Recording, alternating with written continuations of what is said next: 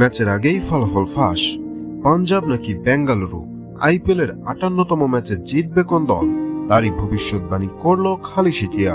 বন্ধুরা, বিস্তারিত জানার আগে ভিডিও লাইক বাটন একটি ক্লিক করুন এবং আমাদের চ্যানেল এখনো সাবস্ক্রাইব করে না থাকলে এখনই সাবস্ক্রাইব করে নিন। আইপিএল 2024-এর 17তম আসরের 58তম ম্যাচে আজ রাত 8টায় মুখোমুখি হবে পাঞ্জাব এবং বেঙ্গালুরু। কিন্তু এই দুই দলের মধ্যে এই ম্যাচে জিতবে কোন দল, তারই ভবিষ্যৎবাণী করল জ্যোতিষী জিয়া।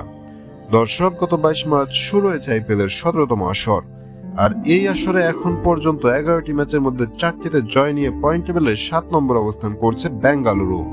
অপরদিকে 11টি ম্যাচ খেলে 4টিতে জয় নিয়ে পয়েন্ট টেবিলের 8 নম্বরে অবস্থান করছে পাঞ্জাব কিংস।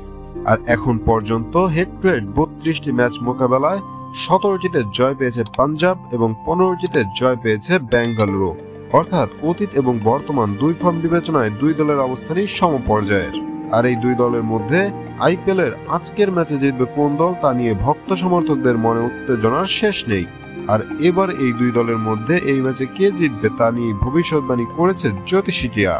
জ্যোতিষী জিয়ার সামনে পাঞ্জাব এবং বেঙ্গালুরুর পতাকা রাখা হয় এবং জ্যোতিষী জিয়া সেখান থেকে পাঞ্জাবের পতাকা তোলে এবং এটাও জানিয়ে দেয় আজকের ম্যাচে জয় পাবে পাঞ্জাব। হ্যাঁ বন্ধুরা, কি মনে হয় আপনাদের, কে জিতবে 58তম ম্যাচ? আপনাদের মূল্যবান মতামত জানিয়ে দিন ভিডিওর কমেন্ট বক্সে। আর ভিডিওটি দেখার জন্য আপনাকে অসংখ্য ধন্যবাদ।